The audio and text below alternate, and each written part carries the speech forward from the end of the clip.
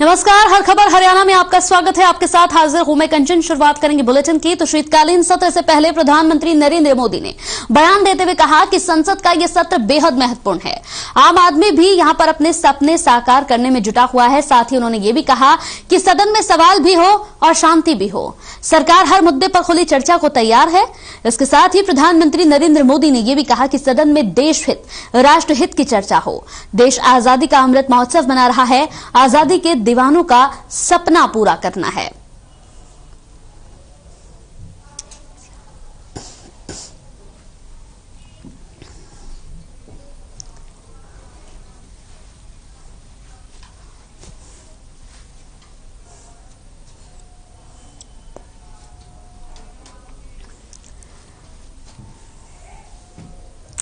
तो चलिए सीधे आपको लिए चलते हैं लोकसभा, जहां पर कार्रवाई एक बार फिर से शुरू हो गई है आंदोलन में।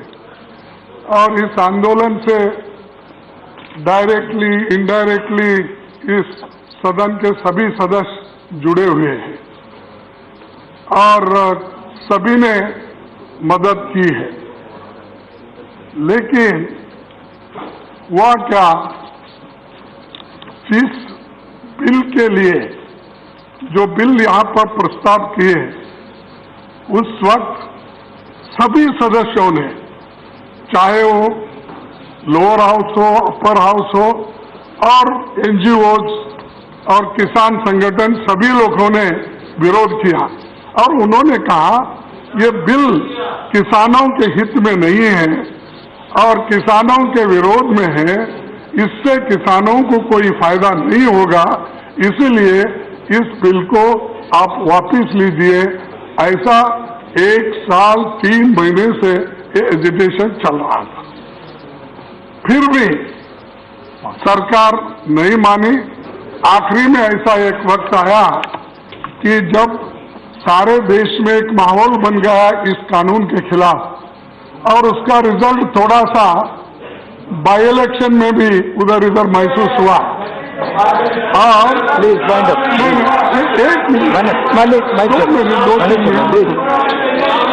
तो उसके बाद में 5 स्टेट में चुनाव है। इसका परिणाम भी वो पहले से सोच चुके कि ये बाई इलेक्शन में ऐसा परिणाम है तो फिर 5 स्टेट में इसका परिणाम क्या होगा। तब उनको आया नहीं आपको सर 700 लोग बॉर्डर पे मर चुके हैं। प्लीज 2 मिनट मैंने समय दिया था। प्लीज माननीय कृषि मंत्री, प्लीज मैंने आपको 2 मिनट का समय दिया था। जो प्लीज आपने 4 मिनट बोला लगभग। सभापति महोदय, प्लीज ये तीनों कृषि सुधार बिल आपकी बात रिकॉर्ड की जाए। किसानों की भलाई के लिए लाई थी, लेकिन हम सब लोगों को इस बात का दुख है कि कई बार प्रयत्न करने के बावजूद भी और जो कांग्रेस पार्टी के लोग अपने घोषणा पत्र में रखने के बाद भी उस पर दोहरा रुख अपनाते रहे। हम आपकी बात ही रिकॉर्ड की जा रही है, उनको बहुत संक्षेप में माननीय मंत्री जी रखे। इसलिए प्रधानमंत्री जी ने ऐतिहासिक बड़प्पन का परिचय दिया और गुरु नानक देव जी के पावन प्रकाश पर्व पर उन्होंने इनको वापस लेने की घोषणा की। यह प्रधानमंत्री जी की कथनी और करनी की एक रूपता का परिचायक है कि रिपील करने के लिए हम यहाँ आए हुए हैं। सत्ता पक्ष भी तैयार है और अपोजिशन भी मांग करता रहा है। इसलिए इस पर कोई भी विषय आगे बढ़ाने की जरूरत नहीं है, चर्चा की जरूरत नहीं है। मैं समझता हूँ विधेयक को पारित किया जाए। Question is that the farm law repeal bill 2021 is passed by Lok Sabha to take into consideration. Those in favor please say aye. Those against please say no. I think the ayes have it. The motion is adopted. We shall now take up clause by clause consideration of the bill. Clauses 2 and 3 stand part of the bill. Those in favor will please say aye. Those against will please say no. I think the ayes have it. Clauses 2 and 3 are adopted. Clause 1, the enacting formula and the title stand part of the bill. Those in favor will please say aye. Those against will please say no. I think the ayes have it. Clause 1, the enacting formula and the title are adopted. Shri Narendra Singh Tomar to move that the bill be passed. सभापति महोदय ने प्रस्ताव Motion moved that the bill be passed. The question is that the bill be passed. Those in favor please say aye. Those against please say no. I think the ayes have it. The ayes have it. The ayes have it. The bill is passed. House stands adjourned for 30 minutes.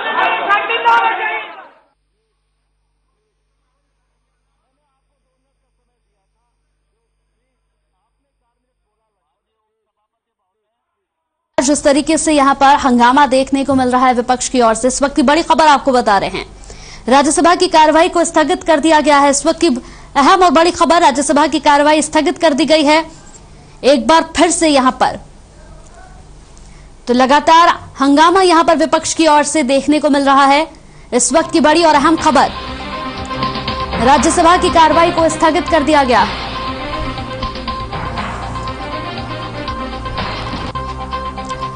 तो 2:38 तक राज्यसभा की कार्रवाई को स्थगित कर दिया गया है। तो 2:38 तक के लिए कार्रवाई को स्थगित कर दिया गया है। 20 मिनट के लिए राज्यसभा की कार्रवाई को स्थगित किया गया। इस वक्त की बड़ी और अहम खबर, लगातार जिस तरीके से हंगामा यहां पर विपक्ष की ओर से देखने को मिल रहा है, राज्यसभा की कार्रवाई को एक बार फिर से 20 मिनट के लिए स्थगित कर दिया गया। इस वक्त की बड़ी और अहम खबर टीवी स्क्रीन पर।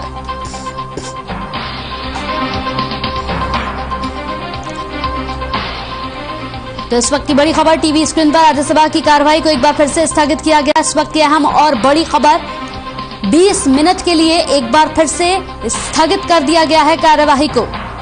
हंगामे के चलते कार्यवाही को स्थगित किया गया। 2:38 तक के लिए राज्यसभा की कार्यवाही को स्थगित कर दिया गया।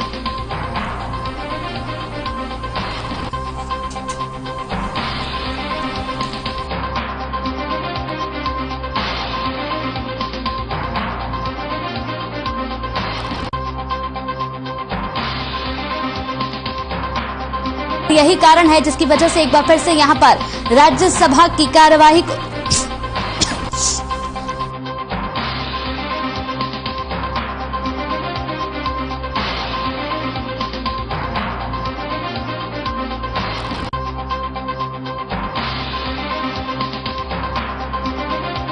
और 2:38 तक के लिए कार्रवाई को स्थगित कर दिया गया है। हंगामे के चलते राज्यसभा की कार्यवाही को स्थगित कर दिया गया। इस वक्त की बड़ी और अहम खबर, आधे घंटे के लिए राज्यसभा की कार्यवाही को स्थगित कर दिया गया।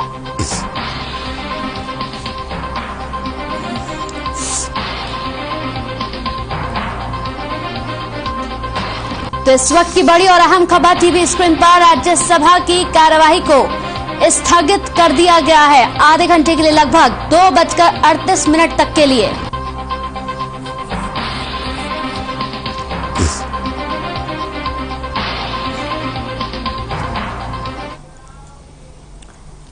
चलिए खबरों में आगे बढ़ते हैं। तो खबर अब रेवाड़ी से है, जहां आज यहां बावल नगर पालिका परिसर में 2 दिवसीय अंत्योदय परिवार उत्थान मेले का शुभारंभ सहकारिता मंत्री डॉक्टर बनवारी लाल ने किया। 2 दिवसीय मेले के पहले दिन आज 464 और दूसरे दिन 350 योग्य लाभार्थियों को अलग अलग समय अनुसार मेले में बुलाया गया। मेले का समय सुबह 10 बजे से लेकर शाम 5 बजे तक रहेगा। वहीं सहकारिता मंत्री डॉक्टर बनवारी लाल ने बताया कि इन सभी मेलों में मुख्यमंत्री अंत्योदय परिवार उत्थान योजना के अंतर्गत आने वाले लाभार्थी परिवारों को यहां पर संबंधित योजना के बारे में विस्तार से जानकारी दी जाएगी। उन्होंने ये भी बताया कि इन मेलों के माध्यम से गरीब परिवारों को उनकी रुचि के अनुसार योजनाओं के साथ जोड़कर उनकी आय बढ़ाने के कार्य भी किए जाएंगे।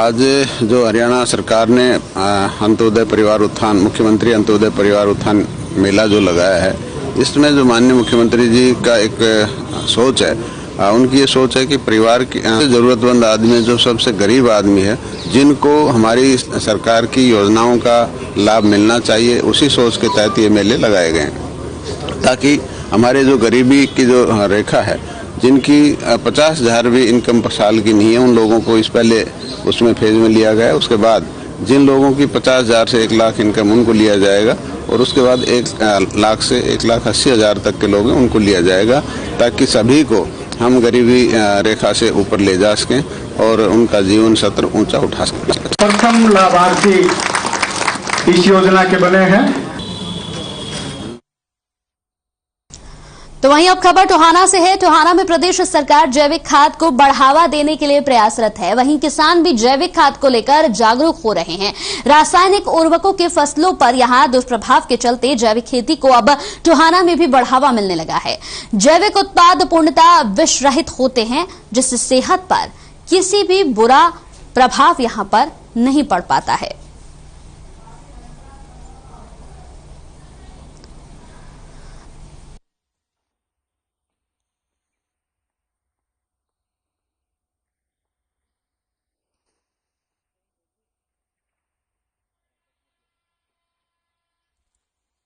वहीं भिवानी में विधायक घनश्याम सर्राफ द्वारा भिवानी सामान्य अस्पताल का दौरा किया गया। वहीं विधायक यहां पर अस्पताल में पहुंचे और सुविधाओं का जायजा भी लिया। इसी के साथ क्या क्या सुविधाएं मुहैया यहां पर करवाई जा सकती हैं, इसके बारे में भी उन्होंने जानकारी ली। इस दौरान अस्पताल के वार्डों का भी निरीक्षण किया और मरीजों को मिलने वाली सुविधाओं के बारे में जानकारी हासिल की। विधायक ने कहा कि अस्पताल में मरीजों को मिलने वाली सुविधाओं की जानकारी उन्होंने हासिल की है। उन्होंने ये भी बताया कि मरीजों को किसी तरह की कोई परेशानी ना हो, इसका भी पूरा ख्याल रखा जाएगा। डॉक्टर की कमी है, उसे भी जल्द पूरा कर लिया जाएगा। विधायक घनश्याम सर्राफ ने यह भी कहा कि इसे लेकर वो जल्द ही स्वास्थ्य मंत्री से मुलाकात करेंगे कि अस्पताल में डेंगू के मरीजों के लिए बेड की मशीन यहां पर चलवाने का काम किया जाए।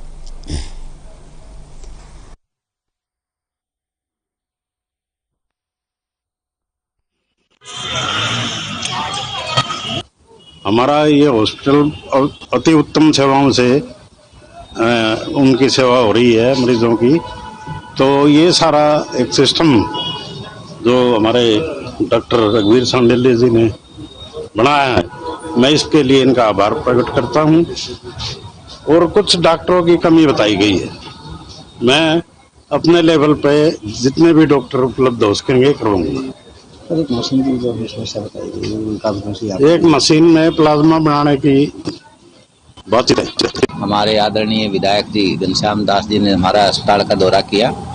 इसमें साफ सफाई, मरीजों की सुविधा के बारे में हर मरीज से पूछा गया और उनको फलों का वितरण भी किया गया और अपडेशन भी ली गई कि इसमें क्या क्या सुविधा और हो सकती है। हमने विधायक जी से प्रार्थना की है कि हमारे 88% डॉक्टरों की वैकेंसी यहाँ खाली हुई है, 55% हमारे फील्ड में वैकेंट है। तो इनसे प्रार्थना की है और जो हमने पत्र हायर सेंटर में लिख रखा है उसको तेजी ला करके हमारे यहाँ ज्यादा से ज्यादा डॉक्टर लाएं। तो वहीं फरीदाबाद विधानसभा क्षेत्र के सिही गांव के विकास के लिए अब विधायक नरेंद्र गुप्ता ने अपनी पूरी तरह से कमर कस ली है और इसी कड़ी में विधायक नरेंद्र गुप्ता ने रामलीला मैदान में लोगों की जन समस्याओं को सुना। इस मौके पर युवा भाजपा नेता अजीत नंबरदार ने विधायक नरेंद्र गुप्ता से अपील की कि वो सिही गांव के विकास को और ज्यादा गति दें, क्योंकि यहाँ जन समस्याएं बेहद ज्यादा हैं। विधायक नरेंद्र गुप्ता ने कहा कि सिही गांव फरीदाबाद विधानसभा का सबसे पुराना गांव है, संत सूरदास की जन्मस्थली है।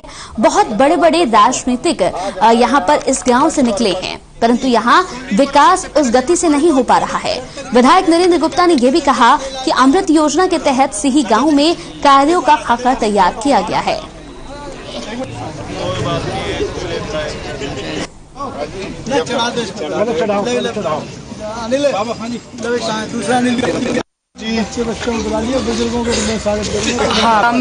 देखिए, हमारी फरीदाबाद विधानसभा का सिही गांव सबसे पुराना गांव है। बाबा सूरदास की जन्मस्थली है। बहुत बड़े बड़े इस गांव से राजनीतिक लोग निकले, पर इस कारणों से इसका उतना विस्तार नहीं हो पाया, इतना विकास नहीं कर पाए। आज यहाँ रामलीला मैदान में हम आए हैं, देख के बड़े हैरानी होती है। अभी तक कच्चा है, पूरा सरदार यहाँ बैठती है। इसमें टाइल लगाने का हमने आज काम का शुरुआत की है और सी गांव की मुझे लगता है सबसे बड़ी समस्या है सीवर लाइन का जो पानी यहाँ निकासी प्रॉपर नहीं है।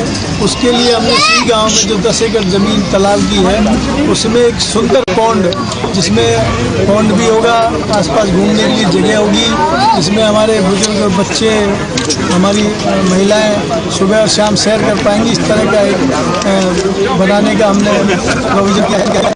बच्चे बच्चों को बुला लिया, बुजुर्गों को तो सारे।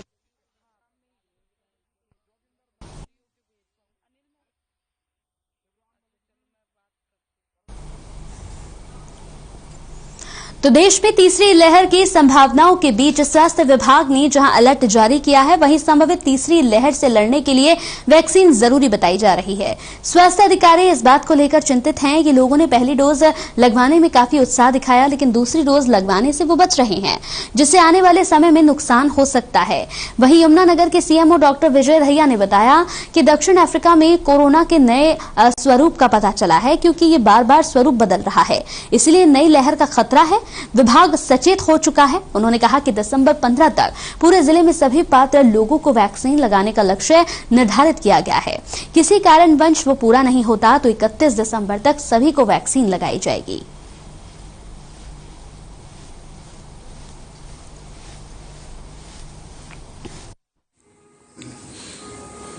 जो वायरस है कोविड का, ये नोटोरियस है काफी अपने स्वरूप को बदलने के लिए, जिसकी बार बार पहले भी बात की जा रही थी।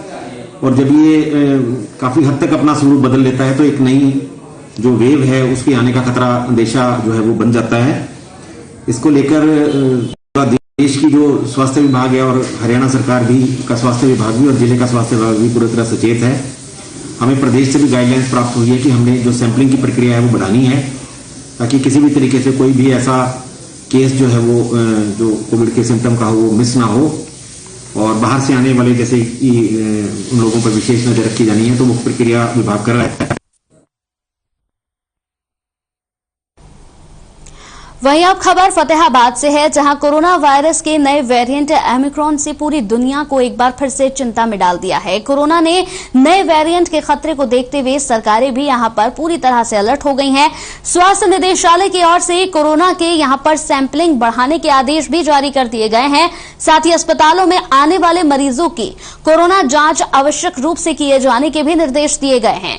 शासन और प्रशासन की इस कवायद को देखते हुए लगता है कि सरकार इस बार अपनी तैयारियों में किसी भी तरह की कोई गुंजाइश नहीं रखना चाहती। इस संबंध में नागरिक अस्पताल के चिकित्सक डॉक्टर शरद ने बताया कि कोरोना के नए वेरिएंट के खतरे को देखते हुए स्वास्थ्य विभाग में सैंपलिंग का दायरा बढ़ाकर एक दिन में यहां 1200 से 1500 तक कर दिए जाने के आदेश दिए गए हैं। साथ ही उन मरीजों की जांच भी प्राथमिकता के आधार पर करने को कहा गया है जिनमें बुखार, खांसी, जुकाम या फिर गले में खराश जैसे लक्षण मिल रहे हैं।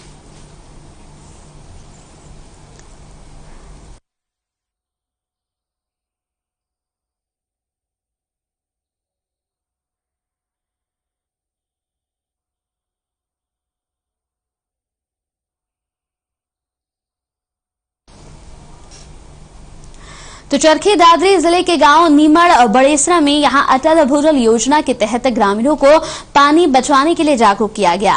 अटल भूजल योजना के तहत किसानों को कम पानी लागत वाली फसल उगाने के लिए प्रेरित किया गया। साथ ही पुराने तौर तरीके से करते आ रही खेती को आधुनिक तरीके से करने के लिए भी जागरूक किया गया। इसके तहत किसानों को यहां ड्रिप सिस्टम सिंचाई तकनीक को अपनाना चाहिए। वहीं किसानों को अपने खेतों या फिर घरों में यहां वर्षा जल संग्रह के लिए भी कुंड बनवाने के लिए कहा गया। भविष्य में होने वाले जल संकट को ध्यान में रखते हुए सरकार द्वारा अटल भूजल योजना के तहत गांवों में जल बचाओ अभियान चलाया जा रहा है। वहीं इस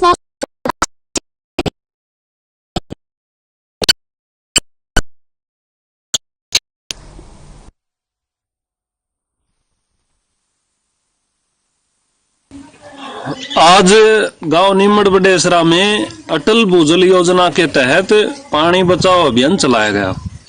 यह कार्यक्रम पानी को लेकर के किया गया। बारड़ा खंड में बात करूं तो फिलहाल 53 गांव चिन्हित किए गए हैं जिनमें यह अभियान चलेगा। अटल भूजल योजना के तहत किसानों को ड्रिप सिस्टम लगवाने के लिए, किसानों को कम लागत वाली फसल, पानी कम लागत वाली फसल बोने के लिए, महिलाओं को घरों में कम पानी बरतने के लिए बच्चों को जल संकट, भविष्य में जल संकट के लिए यह अभियान चलाया जा रहा है।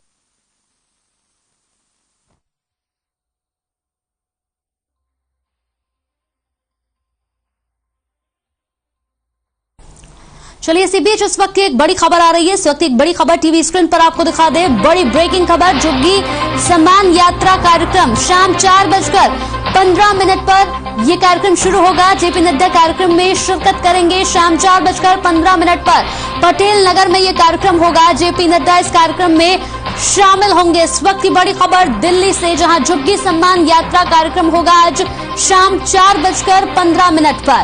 जेपी नड्डा इस कार्यक्रम में शिरकत करेंगे। इस वक्त की बड़ी अहम खबर टीवी स्क्रीन पर। जेपी नड्डा इस कार्यक्रम में खुद शिरकत करने पहुंचेंगे। पटेल नगर में यह कार्यक्रम होगा। झुग्गी सम्मान यात्रा कार्यक्रम 4:15 पर यह कार्यक्रम होगा पटेल नगर में।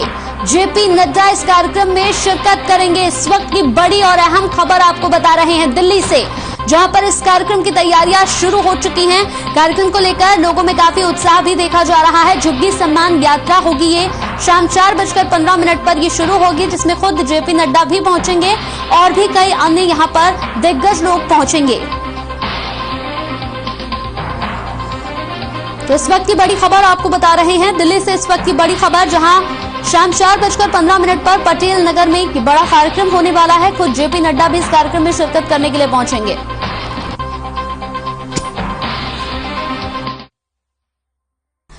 तो वहीं हरियाणा के मुख्यमंत्री मनोहर लाल ने रविवार को पंचकुला के सेक्टर 5 स्थित इंद्रधनुष ऑडिटोरियम में हरियाणा मेडिकल काउंसिलिंग के तत्वाधान में आयोजित डॉक्टर श्री अवार्ड सम्मान समारोह में यहां बतौर मुख्य अतिथि संबोधित किया।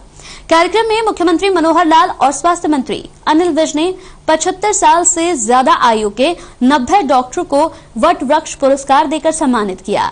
सम्मान पाने वाले में सबसे अधिक यहां 92 साल के सिरसा के डॉक्टर आर.एस. सांगवान भी शामिल थे।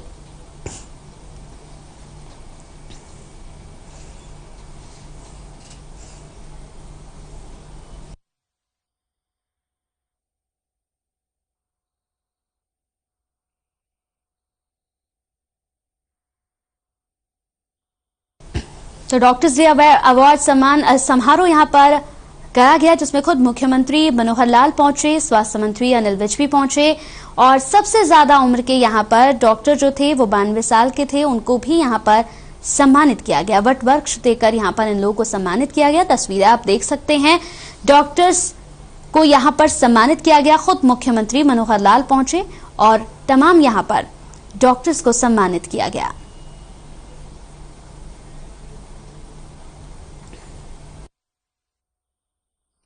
मेडिकल काउंसिल बहुत अच्छा काम कर रही है। इस कार्यक्रम से पहले भी मुझे इनके एक कार्यक्रम में जाने का अवसर प्राप्त हुआ था। उसमें इन्होंने कोविड में जो शहीद हो गए उनके परिवारों को और जिन्होंने कोविड में अपनी जान हथेली पर रखकर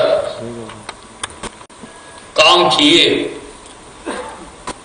ऐसे सभी लोगों को सम्मानित किया था। देश के प्रधानमंत्री ने आह्वान किया कि वेलनेस सेंटर्स खोलो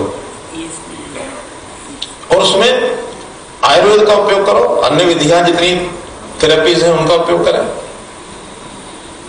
गांव गांव में योगा वेलनेस सेंटर्स, कि शरीर की जो बीमारी है वो लगे ही नहीं उसको। अभी एक्सीडेंटल कोई बीमारी होती है अलग बात है, यानी कोई चोट लगती है अलग बात है, लेकिन यानी शरीर हमारा जो दीर्घायु हो और स्वस्थ रहे। आज भी बहुत लोग ऐसे मिलते हैं हमको गांव में दूर दराज, यानी बड़ी आयु के 70 साल 75 साल 80 साल, जो बताते हैं कि मैंने कभी आज तक एक गोली नहीं ली है, इंजेक्शन की तो बात दूर है, कभी अस्पताल का डॉक्टर का मुंह नहीं देखा है। ऐसे लोग मिल जाते हैं का दुका। तो ये संख्या क्यों ना बढ़े? तो वेलनेस सेंटर्स की ओर भी हम आगे बढ़ रहे हैं और उसमें प्रिवेंटिव वाली जो बात कही है उसमें हमारा सबका भी उपयोग। चलिए इसी के साथ इस बुलेटिन में मेरे साथ इतना ही। नमस्कार।